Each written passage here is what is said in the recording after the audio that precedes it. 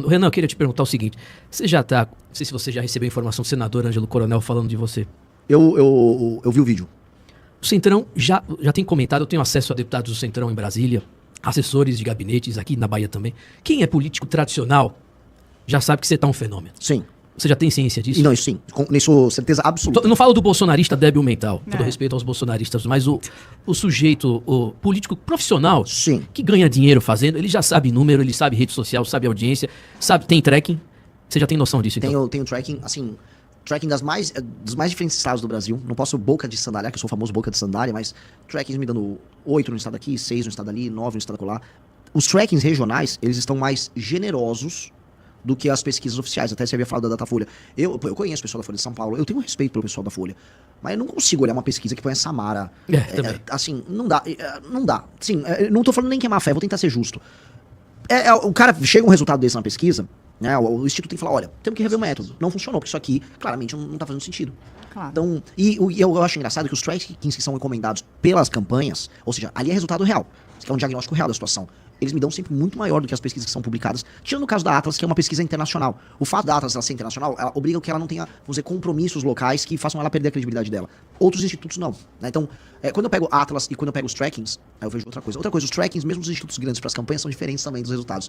Então, os políticos têm acesso e eles sabem uma coisa. Uma coisa é a intenção de voto. Outra coisa é a intensidade da intenção de voto. Uma pessoa que está dando hoje intenção de voto na nossa pré-candidatura é uma pessoa que está com uma intensidade muito, então ele é um multiplicador. Então o político do Centrão pensa, tem aquele cheiro de pólvora de uma coisa que vai explodir em algum momento. Porque ele tá vendo que a intensidade das pessoas que estão falando a meu respeito é muito maior do que os demais. Real, vou colocar um ponto. Minha pré-campanha é muito mais intensa do que a campanha do Flávio, mas incomparavelmente mais intensa. As pessoas estão fazendo pré-campanha. Teve um evento de filiação do partido no fim de semana, foram milhares de carros adesivados, sem participação minha. Eu nem participei, eu tava num evento.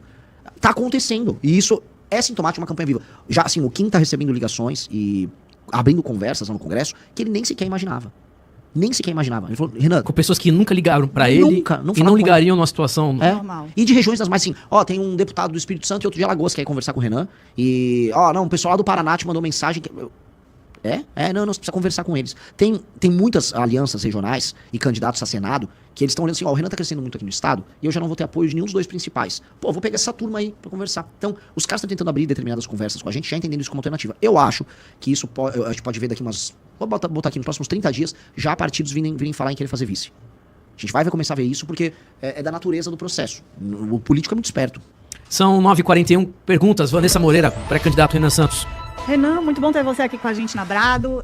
Eu quero trazer um assunto aqui que é até um assunto que está com bastante polêmica recentemente, que é o assunto do homeschooling, né? Eu sou uma pessoa que tenho contato com muitas famílias educadoras, pode não parecer, mas a Bahia também tem aí uma alta cultura e são famílias que eu nunca vi os filhos serem menos cultos do que os meus que estudam no ensino regular. Isso foi, inclusive, uma promessa na época do Bolsonaro, então ele conseguiu angariar essas pessoas que têm muitos filhos, famílias numerosas de 8, 7, 4 filhos, enfim, muitos filhos, e que educam seus filhos em casa com maestria. Crianças que leem mais de 30 livros por ano, enfim. Eu queria saber se existe algum plano de governo seu, se você já pensou na regularização dessa situação. A gente está vendo muita gente sendo perseguida de maneira selvagem até pelo sistema judiciário, e eu queria saber qual que é o seu olhar para esse público. Eu até tive um vídeo recente sobre isso, sobre aquele caso de, acho que é Lins, a cidade? Jales. Um caso bizarro. Aquilo. E eu fui ter acesso com o pessoal lá da cidade sobre o juiz, né? O juiz era um ativista de causa LGBT, bem daqueles exagerados na época da faculdade. E é muito louco porque o que você percebe é o cara vê uma iniciativa que envolve um sistema de valores muito diferente do dele e a reação dele é afrontar. É uma coisa... É um despacho completamente sem sentido que busca ser ele próprio uma afronta. E eu nunca entendia por que isso afrontava tanto eles, por que isso incomodava tanto. Mas esse é um tema que para a esquerda, estranhamente, porque eu digo assim, ele não é um tema que vai alterar a dinâmica em que o Estado precisa ter, vamos dizer, um ensino em escala, um serviço de, vamos dizer, de educação funcional, ou o setor privado. Não, ele é uma opção que famílias têm quando elas querem, elas próprias prover o ensino para seus filhos. Na maior parte dos casos, as crianças do homeschooling, na verdade, têm desempenhos bem acima da média. Muito acima da média. Assim, é incomparável. Os Estados Unidos, toda a literatura a respeito mostra isso. Então, por que a preocupação, se eles gostam de falar de políticas públicas baseadas em evidências? As evidências estão ali, funciona. O despacho do juiz foi um despacho bem naquela linha, olha, mas ela não está tendo acesso a elementos da cultura popular brasileira. É tão caricato, né, citar o funk como elemento da cultura popular brasileira. Parece que o cara é tipo um vilão de filme, sabe? O cara, tipo, é sério que o cara fez isso? Ele se transformou num meme no despacho. Então, foi tudo muito ruim. E isso gerou, vamos dizer, uma discussão boa dentro da nossa própria base, porque a gente sempre foi favorável ao homeschooling, mas nunca foi uma pauta central. Aí alguém falou assim, Renan, você já falou várias vezes, eu tive um quase homeschooling, porque eu tinha uma família de classe média, minha mãe pôde se dedicar, eu ia pra escola normal, mas eu voltava da escola, minha mãe ficava tomando, vai lá, né? Isso faz uma baita de uma diferença, né? Assim, a presença materna, por exemplo, quando a criança está aprendendo nos primeiros anos, ajuda até a criar a cultura de estudos, que é uma coisa que falta muito para as famílias mais humildes. Agora, quem pode ter, tem que ter o direito, então a gente vai com certeza defender, com certeza mandar pra essa agenda. Isso é fato dado. E não é nem pela lacração, porque tem muita gente que fala, eu vou andar porque vai irritar a esquerda. Não, cara, é bom, é funcional. E hoje, a gente tem que pensar no ponto futuro. Hoje, com inteligência artificial, hoje com todas as metodologias e toda a técnica envolvida, o homeschooling pode ganhar escala. Claro. Que é uma coisa que a gente não imaginava. A família poder cuidar. Aí já falaram, mas a criança não vai socializar. Ela tem outros meios de socializar. E a pergunta é, hoje, numa escola pública, a socialização, ela está se dando em termos positivos para a criança? É uma pergunta que eu estou jogando. Não parece ser o caso.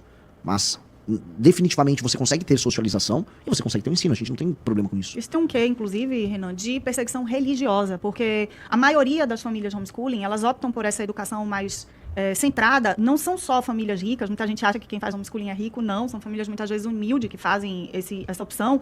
E de maneira muito boa, inclusive para impedir a socialização com funk, com uma série de depravações que ocorrem, né, por aí. Ainda na seara do sistema escolar, eu queria te perguntar o seguinte, a gente tem, por evidência, por isso que o homeschooling vem crescendo, essa questão toda do que acontece nas escolas. Aqui na Bahia é terrível o sistema escolar como um todo. A gente tem muita militância, muita sexualização precoce de crianças dentro das escolas. Infraestrutura é o que a maioria dos políticos trazem como resultado. Construir uma escola em tal lugar, vamos botar tablet, isso não resolve. Zero. Vocês têm algum programa de reformar, digamos assim, né, os professores, alguma coisa feita nessa seara da educação, como até um programa para os professores mesmos, de tirar essa militância, porque eles falam muito em doutrinação religiosa praticada pelas famílias, que é uma opção, é óbvio que a gente tem que ter o direito, né, de doutrinar o nosso filho, mas eles doutrinam para a perversão, às vezes, muitas vezes sem sentir. Eu não estou aqui culpando o professor, ele passa por uma formação de 4, 5 anos ali na faculdade, aprendendo que o certo é aquilo. E existe algum programa nesse aspecto para os professores, para um olhar, né, de reformar esses professores? A situação do professor, quando eu coloco o cenário atual, né, a gente pegou uma série de entrevistas. O professor Paulo Cruz até comenta muito isso com a gente. Houve uma série de entrevistas, se não me engano, na Secretaria de Educação de São Paulo, de Goiás, fizeram. Você tem o professor hoje que está altamente estressado porque foi tirado qualquer elemento de punição. Um bom professor, começando por ele, que está tentando basicamente ministrar a aula dele, ele não tem instrumentos para, por exemplo, punir um aluno que não está se comportando, ele não consegue disciplinar esse aluno e ele não consegue tocar o programa. Hoje, agora, isso eu venho falando muito, eu já arrumei uma briga, que agora tem partido do autista querendo me processar. É real, assim, é muito bizarro. E aí, hoje, você tem agora a mistura do aluno típico atípico, com o professor sem ter um treinamento. Então, aí o professor está estressado, sem autoridade, ninguém tem compromisso com meta de desempenho. Então você tem, vamos dizer, o aluno finge que está estudando e o professor finge que está dando aula. Acho que para além da doutrinação, você tem hoje um abandono total e completo. Você tem as crianças hoje com métodos alternativos ao método fônico que chegam aos 12, 13 anos não alfabetizadas. E acho que esse é um fato que a gente tem que entender. Chegou aos 12, 13 anos não alfabetizado, você vai ter que ter um programa de alfabetização depois para as pessoas, porque elas não conseguiram criar, vamos dizer, uma cultura de ler e escrever que a torne fluente na própria língua. E esse é o nível que a gente está. Eu tô colocando esse problemão, porque quando a gente vai falar, por exemplo, da ideologização por simples, a gente tá falando dos 14, 15, 16 anos. E aí a gente tá falando de um aluno que está absolutamente despreparado, ou assim, desprotegido para sequer debater opiniões que sejam trazidas pelos professores. E aí a gente está falando ali de um professor, aí sim, um professor do ensino médio, que aí ele vai trazer as discussões contemporâneas tô fazendo bem, né, quase um eufemismo, discussões contemporâneas, né? Mas assim, ele vai trazer aqueles debates que com o novo ensino médio, aumentou a capacidade dele de fazer o que ele chama de doutrinação. Porque hoje você tem um elemento subjetivo que você inventa as matérias. Sim. Vocês estão acompanhando isso? Com certeza. É assim, o cara inventa. Vou dar agora... Gente, vamos combinar uma aula de felicidade? Sério? Tem aula de mundo contemporâneo. E aí eles falam de qualquer coisa no mundo contemporâneo. E ali boa parte daqueles trabalho político se dá nesses termos. Eu acho que o novo ensino médio fracassou muito. E foi um projeto que foi apoiado em grande medida até por nós, mas eu pelo menos falei, isso aqui é uma iniciativa boa. Foi um fracasso. E não é só no ensino público, tá? Aqui em no Salvador tem um colégio que custa mais de R$5.000 por mês e tem uma aula que é uma aula de ensino contemporâneo de redes sociais. O que ensina ali? Qual é a trend do momento? Qual é o melhor influenciador? Ou seja, o aluno não tem um ensino bom de educação financeira, mas tem esta porcaria para ser aprendida, que ele já tem acesso, e para ser ainda aprendida e debatida em sala de aula. Realmente é catastrófico. Para ir para a parte bem clara aqui.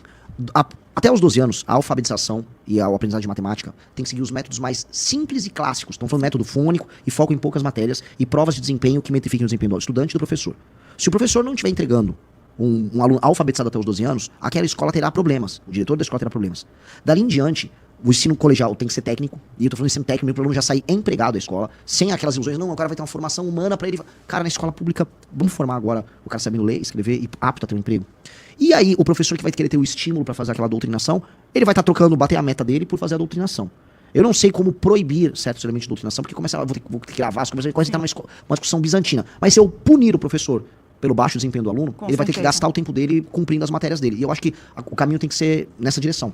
Se você gostou do vídeo, não se esqueça de deixar seu like e se inscrever no canal.